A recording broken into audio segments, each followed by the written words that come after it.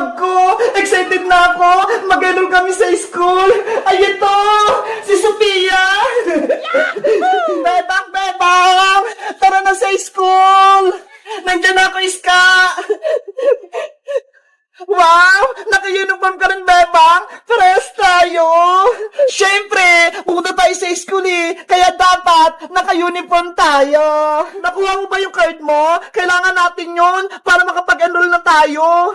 Nandito na sa bag ko, Iska. Ay, wait lang. Tignan mo tong bag ko, ho. Sobrang bago. Ang laki-laki pa. Ang ganda naman ng bag mo, Beba. Si Sophia. Ang cute-cute. Thank you, Iska. Ako namili nito. Tara na, mag-enroll na tayo. Nandito na yung card ko. Nay, alis na po kami. Pupunta lang kami ng school. Iska, sasara ko lang tong gate, Bebang, mauna na ako, Bibili lang ako ng pagkain natin kay Aling Sonia. Okay, antayin mo ako sa tindahan, Iska. Aling Sonia, pabili po. Ano, Iska? Nakabili ka na? Ato na, Bebang. May baon na tayo. Wow! Ang dami! Teka, nasan pala si Princess? Hindi ba siya sasama mag-enroll? Ewan ko, hindi ko pa nga siya nakikita Inaantay ko nga siya dito sa kalsada. La la la la la la la! Ang sarap ng pagkain ko! Iska! Ayun si Princess, Ano kayang ginagawa ni Princess doon? Hoy, Princess! Tara, puntahan natin siya! Ang sarap talaga itong potato fry! Favorite ko! Princess! Princess! Saan kayo pupunta? Bebang, Iska, bakit naka-school uniform kayo? Pupunta kami sa school, kaya naka-uniform kami. Bakit naman? Wala namang gagawin sa school, Nakalimutan mo na ba? Enrollment kayong Princess. Mag-enroll kami ni Iska. Ikaw, Princess, bakit hindi ka naka-uniform? Mag-bis ka na. Sumama ka na sa amin. Bebang, Iska, may sasabihin ako sa inyo. Hindi na ako papasok sa school. Hindi na rin ako mag-enroll. Ano? Hindi ka na papasok? Tama ba yung narinig namin, Princess? Hindi ka na mag-aaral? Oo, hindi ako nagbibiro. Bakit naman, Princess? Sayang naman yung pinag-aralan mo kung hindi mo itutuloy. Kasi diba, laging mababa yung grades ko. Hindi katulad sa inyo, laging mataas, 95, 96, 97. Tapos ako, puro 75, 76, 77. Kaya yun, nahiya na akong mag-aral. Princess, kahit mababa yung grades mo, okay lang yun. Basta pumasok ka sa school. Hindi nyo ako pinapakopya kapag exam, kaya hindi na ako sasama sa inyo mag-enroll. Ano ba yung naisip mo, Princess? Nasisirahan ka na ba? Para mataas yung grade mo, dapat mag-aral kang mabuti. Huwag ka nagbubulakbol, huwag ka rin puro laro. Tinatamad na ako mag-aral, Bebang. Magtambay na lang ako dito sa kalsada. Wala kang mapapala sa pagtatambay, Princess. Anong gusto mo? Magbibilang lang ng tricycle dito sa kalsada? Bahala ka dyan. Hindi ka makakapag-merienda tuwing recess. Kahit hindi ako mag-aral, bibigyan pa din ako ni nanay ng allowance pang merienda. At sinong nagsabi na bibigyan kita ng pera, Princess? Nay! Yari si Princess. Nandun sa aling tiri. Totoo ba yung narinig ko? Hindi ka mag-enroll at hindi ka mag-aaral? Yari, may pamano si nanay. Sumagot ka ng maayos, Princess. Kung hindi, hangirin kita. Mag-enroll ka o hindi? Mag-enroll na po ako, Nay. Huwag niyo lang akong paluin. Mabuti kung ganon. Ay, ito uniform mo. Sumama kay Bebang tsaka kay Iska sa school. Opo! Akala ko, hindi na talaga mapasok si Princess. Tara na, Princess. Sumabay ka na sa amin. Habulin mo na kami, Princess! Wait nga ka, Bebang Iska! Baka paluin pa ako ni nanay! Guys, pupunta na kami sa school. Mag-enroll na kami. Grade 3 na kami ni Princess, pati ni Iska. Kayo guys, nakapag-enroll na ba kayo? At anong grade na ba kayo? Mag-comment lang kayo. Bye-bye! Nanay, tatay, gusto kong tinapay. Ate, kuya, gusto kong kape. Lahat ng gusto ko ay susundin nyo. Ang magkamali ay pilpungutin ko. One, two, three. Uy, Beba, Iska, Princess, ano ginagawa nyo? Naglalaro po kami ng nanay, tatay, nay. Naku, Beba, masama yan. Huwag niyo kantahin yan. Bakit po aling sitang? Di ba laro lang naman to? May kwento yan sa babaeng batang namatay. Nakakatakot yan. Kaya hindi yan pwedeng laruin. Ano po bang mangyayari aling sitang kapag kinantay yung nanay-tatay? Ayon sa kwento-kwento, kapag kinanta mo daw yung nanay-tatay, gusto kong tinapay, bigla-bigla na lang lumalabas yung batang multong babae na yun. Nakakatakot. Tapos, may utos sa inyo yung batang multo. Kapag hindi kayo sumunod, kukunin niya kayo, dadalhin niya kayo sa sementeryo, ilalagay niya kayo sa hukay. Naku, nakakilabot naman pala yung kwento na yan. Nakakatakot. Kaya kung ako sa inyo, huwag niyo nang laruin yan kung ayaw niyo lumabas yung batang babae. Hindi naman totoo yun, aling sitang eh. Kwento-kwento lang yan. Panakot lang yun sa mga bata. Kayong bahala. Kung ayaw niyong maniwala, basta, sinabihan ko na kayo ha. Hindi po ako natatakot, aling sitang. Matapang po ako, no? O siya, Bebang, dito muna kayo. Pupunta lang ako sa tindahan, aling Sonia. Opo, Nay. Dito lang po kami. Mag-iingat kayo dito.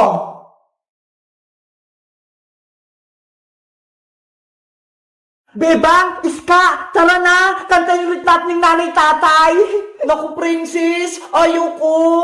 Ayoko rin. Baka lumabas yung batang babae. Matatakot naman kayo? Hindi yung totoo, no? Kanta lang yun. Basta, ayoko, Princess. Ako na nga nakakanta. Wag, Princess. Gabi na. Baka magpakita siya. Susubukan ko lang kung totoo yung kwento. Nanay, tatay, gusto kong tinapay. Ate, kuya, gusto kong kape. Ano yun? Bakit bumukas yung pinto?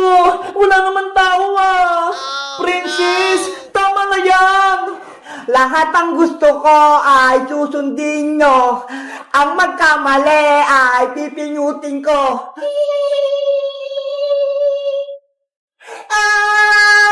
Brownout! Patay yung ilaw! Wala akong makita! Ano nangyayari? Walang ilaw! Hello! Kamusta kayo? Yung batang babae! Nagpakita nga! Kasalanan mo to, Princess! Kinantawin nanay-tatay! Hindi ko naman alam eh! Totoo pala yung kwento-kwento! Gusto kong makipaglaro sa inyo! Pwede ba akong sumali? Hindi pwede! Isa kang multo! Patay ka na! Huwag ka rito! Kung ayaw nyo, kayo ang kukunin ko! Maglalaro tayo sa sementeryo! Tumakbo na tayo! Nandiyan yung multong babae! Takbo! Nandiyan na siya! Antayin niyo ako! Huli ka, Princess! Nanay, tatay, gusto kong tinapay. Si Princess, dadalhin ko sa sementeryo.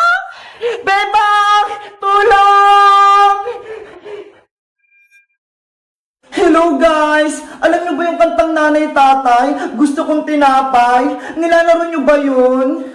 Kasi, sabi ni nanay, masama daw yun eh. Kaya lumabas yung batang multo. Si Princess, hinuli siya. Kawawa naman. Mag-comment lang kayo kung gusto niyo ng part 2. Bye-bye! Emily, diyan ka muna ha. Magpapaalam na ako kay nanay kung pwede kang tumira dito sa bahay. Sana po, papayag si Aling Sitang at si Pepang. Huwag kang mag-alala, panigurado, papayag din si nanay. Salamat Ate Pepang, tinutulungan mo ako laki. Ang pait-pait mo talaga. Wala yun. Wait, pupunta na ako kay nanay. Nay! Ano yan, Pepang? Nay, may sasabihin po ako. Sana okay lang sa inyo. Ano nga yun? Sabihin mo na at ako'y matutulog na. Eh kasi, pwede po bang dito na lang tumira si Emily, Nay? Pwede po bang dito na lang siya matutulog sa bahay natin? Anong sabi mo, Bebang? Mag-aalaga ka ng bata dito pa sa bahay? Opo, ayun po si Emily na yun. Hello po, Aling Sitang. Diyos me, yun naman, Bebang. Saan mo naman napulot yung bata na yan? Baka hinahanap pa ng magulang niya? Matagal ko na pong kaibigan si Emily, Nay. Tsaka, ulila na po siya. Wala na po siyang magulang. Wala na siyang matitirahan. Bebang, hirap na hirap nga tayo ngayon. Wala tayong pera. Wala tayong ipapakain kay Emily. Hindi natin siya kayang alagaan. Sa iba mo na lang siya ipaalaga.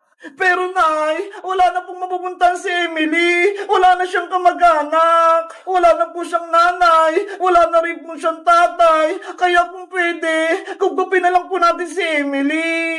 Hindi pwede, Bebang. Huwag mo akong bigyan ng problema. Yare, ayaw ata sa akin ni Aling Sitang.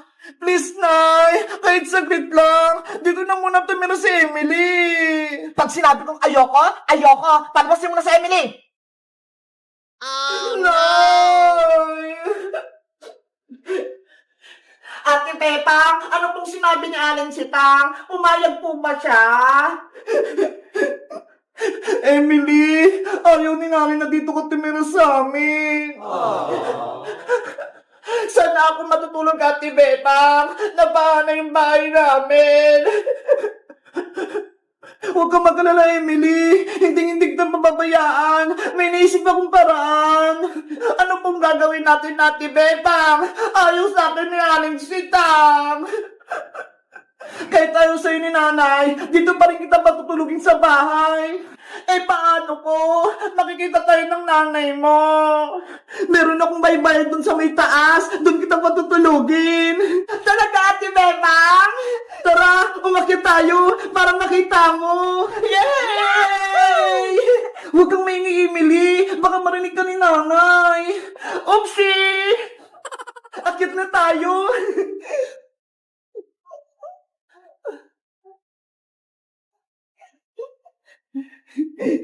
Bilis, Emily!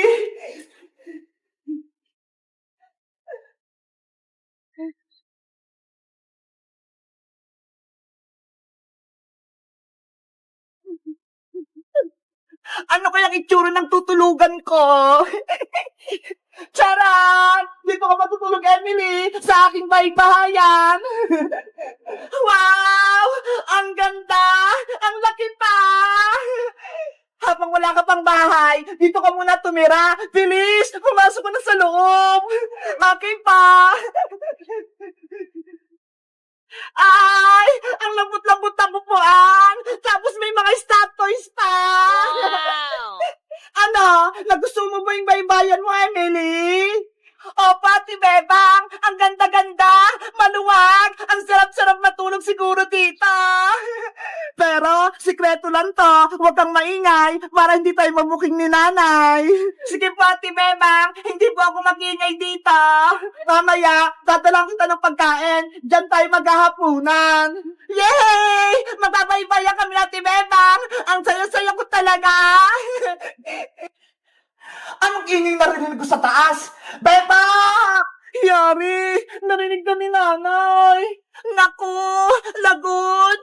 Beba! Ano ginagawa mo dyan sa taas? Nandiyan na po ako, Nay. Pababa na po ako. Emily, dyan ka lang, ha? Sana hindi kami mabuking ngalang Sitang.